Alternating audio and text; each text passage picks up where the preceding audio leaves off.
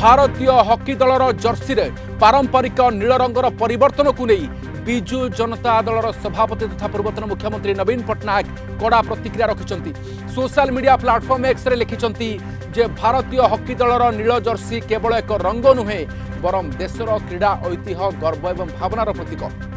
नवीन कहते वर्ष वर्ष धरी नील जर्सी पिंधि भारतीय पुरुष एवं महिला हॉकी दल विश्व मंचरे सफलता हासिल कर आसी तेबे ओलंपिक पदक विजेती जातीय संगीत बाजिबार गर्वमय मुहूर्त सहित यह नील रंग जड़ित जातीय पताकार अशोक चक्रर नील रंग देशर परिचय एवं गर्वर प्रतीक बोली से उल्लेख कर आहुरी स्मरण कराई जे जेतेबेले भारतीय हॉकी दल प्रायोजक भाव अभाव में संघर्ष करुला सेतेबेले ओडिशा प्रथम एवं एकमात्र राज्य भाव में दल को समर्थन कर इतिहास सृष्टि करथिला।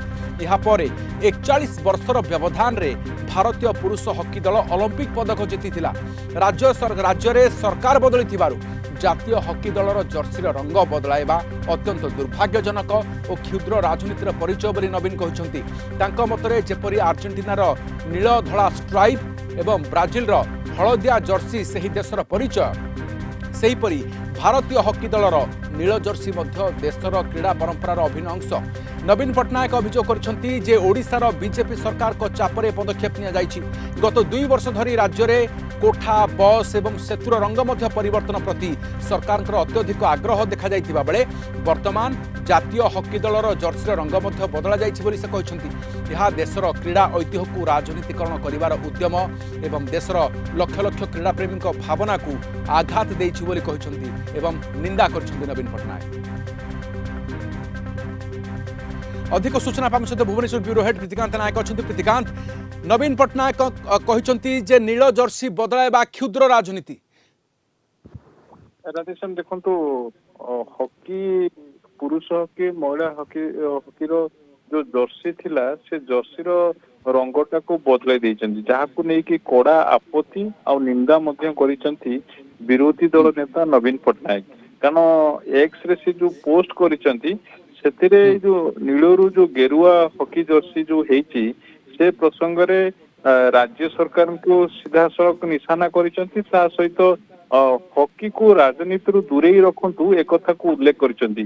केवल नील केवल रंग नुहे ये देशर गोटे भावना थिला आ जातीय क्रीड़ा ऐतिह्य खेल खेल नुहे ये कथा को मध्य उल्लेख करिसंती। यदि आपण देखिबे ये जो जातीय हॉकी दलर जो जर्सीर पारंपरिक कारण आपण एटा एबेकार नुहे एटा हॉकी खेल हवा दिन ठारू ये जो पारंपरिक नील रंग रही आछि जर्सीर किंतु ताकू परिवर्तन जो करा जायछि ताकू नेकी कड़ा आभिमुख्य प्रकाश करिसंती आ कहिसंती मध्य जे मने पकाइछंती सही कथा को। प्रीतिकांत, जेतेबेले भारतीय हॉकी दल प्रायोजक अभाव रे संघर्ष करुथुला सेतेबेले ओडिशा ही प्रथमे आगो को आसीथिला एकमात्र राज्य भाव में दल को समर्थन करथिला एवं स्पॉन्सरशिप देइथिला।